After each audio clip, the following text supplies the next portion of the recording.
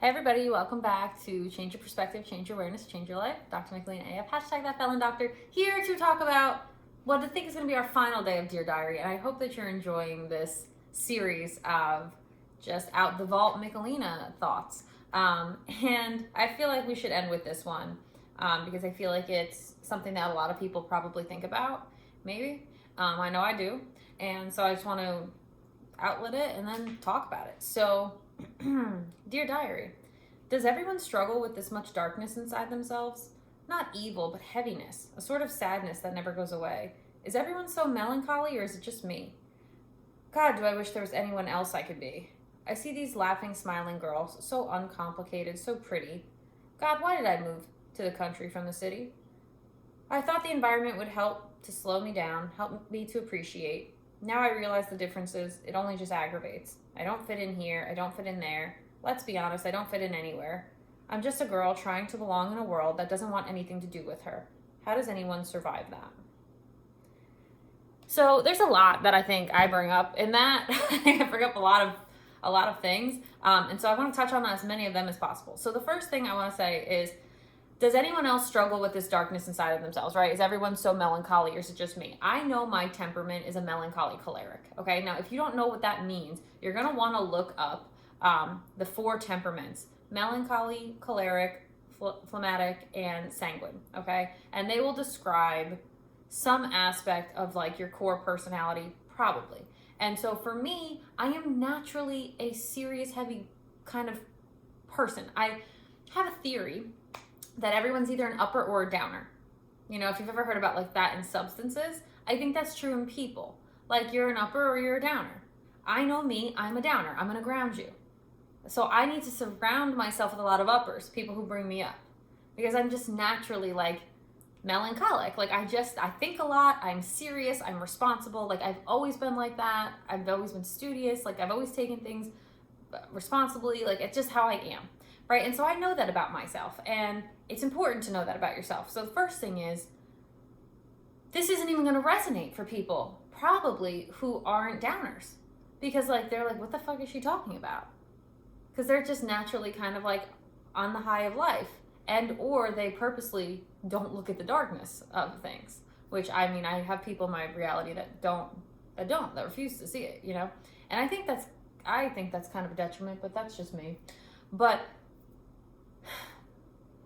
when you are struggling with darkness inside of you, I'm going to tell you right now, the darkness exists in the world. It doesn't exist in you, okay? It doesn't exist in you. You are all light in here.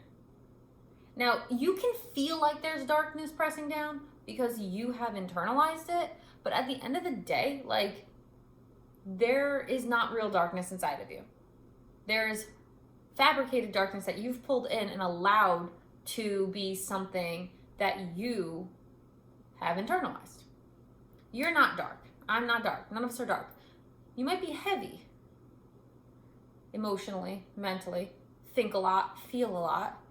A lot of us do that. Older souls, I guess. But it's,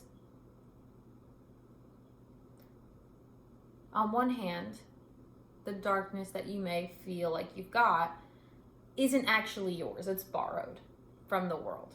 And the world is a heavy place, right? This is a temporary place for us. Well, I won't go into it, but this book has an ending. You know what I mean? That's all I'm going to say about it. This book has an ending. I'll just leave it there. So if you feel like you've got that heaviness, that melancholy, that sadness inside of you, therapy, talk to someone, get it out. Oh, it doesn't help. Actually, it does. Actually, it does. It changes the vibrational frequency of what you have going on inside of you. So yes, it does help. Okay? Doesn't change anything. Actually, it does. It changes your vibrational frequency. It is the equivalent of you storing melancholy little ice cubes in the system of your body. And when you talk about it, someone's shining light on it. And when they shine that light on it, it heats the ice cube, the emotional ice cube, up. And once that happens, it can become water. And then that kind of starts to melt and dissipate out of your system. And then it can become steam, and then it can evaporate, right? And so this emotions, I think, are always so wonderfully likened unto water. I think that's such a beautiful thing that we can do. And I do it all the time. I do it all the time because I think it's just an apt metaphor. So if you have a lot of heaviness inside of you, you probably have a lot of ice cubes, emotional ice cubes inside of you. And or you may be like me, which is naturally a more serious, kind of a downer person. You want to know this about yourself, right? You want to have self-awareness. And there's nothing wrong with being a downer. There's nothing wrong with being an upper. We need all of it. We've got all of it, okay? It's just a matter of owning yourself. And I say this a lot, like, I'm always speaking in metaphor and symbolism. You guys know this. I'm very literary. But what kind of a drink are you? Like, what kind of a beverage are you? Now, your girl, I'm never water. I'm certainly not lemonade. Like, I am something like port wine, or something like sherry or Amontillado, something that is heavy and thick and like very specific for specific palates at specific times. AKA, I'm an after dinner drink. You know what I mean? Like, I am not a lemonade that you're just gonna want to like refresh yourself with. Like, I'm not refreshing. I'm refined. You know what I mean? Not I'm refined, but I'm like for the refined palate. I'm not for everybody, and I'm cool with that. Nothing's for everybody, honestly. So that when I say about how like I see these laughing, smiling girls, so uncomplicated, so pretty, you know, it would be so nice sometimes for my own self personally, and maybe you've had this feeling before, if you could like be less. You ever have that feeling where it's like, I wish I could be less of all this, you know? Like, how much easier would it be? And I really have thought this before. How much easier would it be if I just wanted what everybody in society wants, right? Or if I was just one of those girls that could be taken care of like a sugar baby. Like, it'd be so much easier if I could be that girl. If I could be the 20-year-old bimbo chick that is just relying on her looks and like getting taken care of by a 70-year-old man. And there's nothing wrong with that. Like, you do you, fam. Like, you do you. I wish I could be that girl. I can't do it. I'm not the one. You know, I'm not the one. I wish I was. I'm not the one that just wants to be a mom and have kids and like keep a happy home. And I think there's a beauty in that. I think it's a wonderful thing to want. And I wish I could want it. But I'm not that girl. And it was such a hard thing for me personally when I got to 33, where I am right now, and I'll be 34 in March. And so many things that I wished I could have for myself were just not going to happen. Like, they just weren't going to happen. Like, as an example, I wished, and I'm going to share this guys with you, I wished that I could meet my husband in college and like be best friends with my roommate and just like do life with them and just like have an uncomplicated kind of trajectory and just like have that kind of little like, not fairy tale life, but kind of like a very uncomplicated, not easy, it's never easy, nothing's easy, but like supported. Supported. Like, you just know your support. You've got your group of friends. Like, you just know. But then there's also that side of me that's like, that means you're never really growing. Like, you're just doing the same thing with the same people all the time. And like, that's weird to me. And like, I don't love that. You know, so like, there's this one side of me that like just wished I could be something like that. And I don't even want to call it less. It's not less. It's just different. It's not less. You know, that's a beautiful life. One that I wish I could have had. Honestly. But that's just not my path. It's not my journey. And when I got very clear about that, it made things easier. I was like, okay, yeah, this is not the journey for me. I'm not the one for that. And so like, but it doesn't mean I didn't wish that I could be that. It doesn't mean that I didn't wish I could be less heavy. You know what I mean? Less insightful. Less eloquent, less than I am. You know, like, I wish I could be a little less than I am. But I'm a lot. I know that. And that's just kind of what we got. And I've always been a lot, and I'll probably always be a lot. And so, it's just a matter of owning it and knowing it and acknowledging it for what it is. And so when I say, like, I don't fit in here, I don't fit in there, I don't fit in anywhere, that's true. That's always been true. It's never been untrue. There is nowhere that I fit in. And therefore, I have to just stand out. I just have to stand out. There's no other option. Like, I'm not kidding, guys. One time, this is a true story out of the Michelina vault.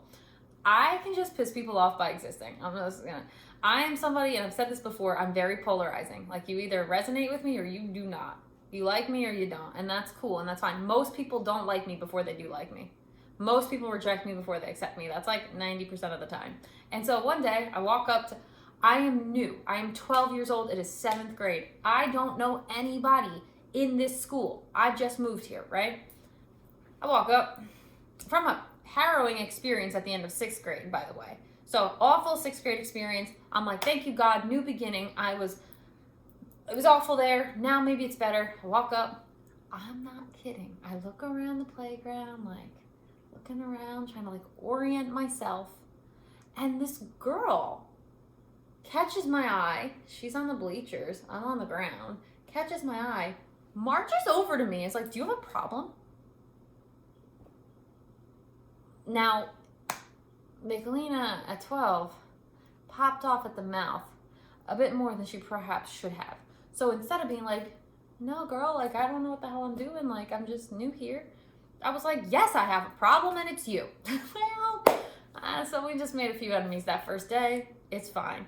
Got in a lot of fights in 7th and 8th grade. I will say that. Many fights. So, can't win them all. Can't win them all. So, I've always not fit in. And I feel like it's okay if you feel that. Because no one really fits in. In fact, I don't know that I want to fit in a society that tries to tell you to be anything else other than what you are. I don't want to fit into a society like that. So like I got really good at first feeling like, oh man, I'm rejected all the time. I'm misunderstood all the time. But I said it before and I'll say it again. And I quote Emerson on it all the time. Like, to be great is to be misunderstood. Socrates was understood, and Galileo and Jesus. To be great is to be misunderstood. So like, I don't care when people misunderstand me now. I'm like, cool, see ya, bye. All right. You don't need to understand me. And I don't need to fit in. I'm cool with standing out. And I'm cool with standing alone, right? And that's a thing that people really have a hard time with because we are very communal beings. And there is this kind of divide between the self and the community, the self and the pairing.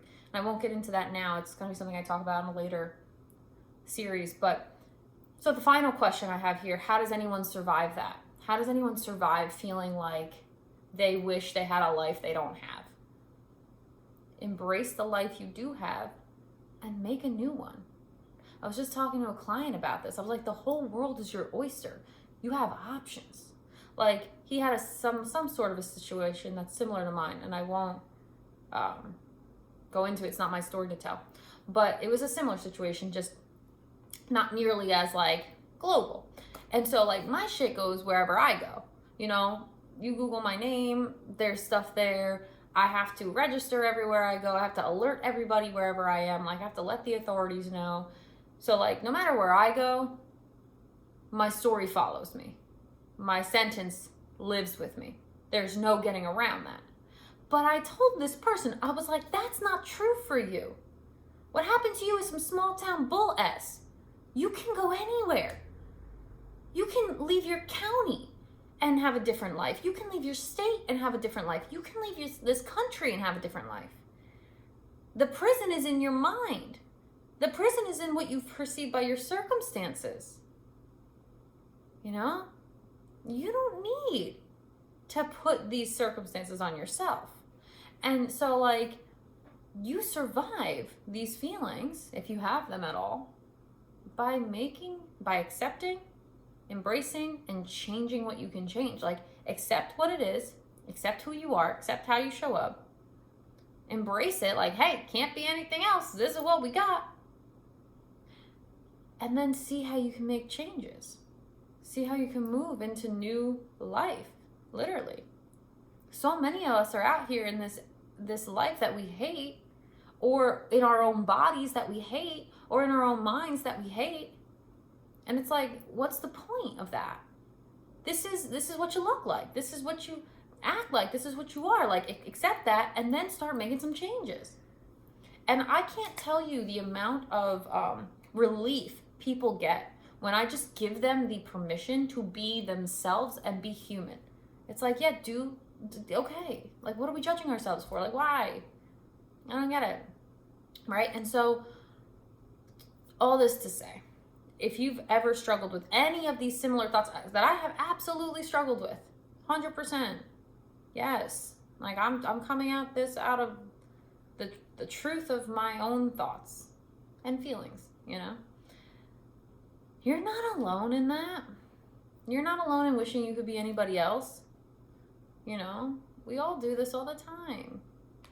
And so, you're not anybody else. You're you. And you owe it to yourself to know you, to accept you, to learn to love you, and to start making changes that are in alignment with you. And if you want to do that, you already know we've got options, right? One-on-one coaching is an option. Drop a comment or find me on my socials. Seasons and Signs Academy, good option. Community learning there. Link is in the description below. Keep watching this content here to get yourself more aware, change your perspective, right? And I'll keep bringing this content to you. Hope that you are enjoying it. And like, subscribe, share the channel, tell your friends, hit the bell so that you know when new stuff is coming out. And then I will see you on the next video.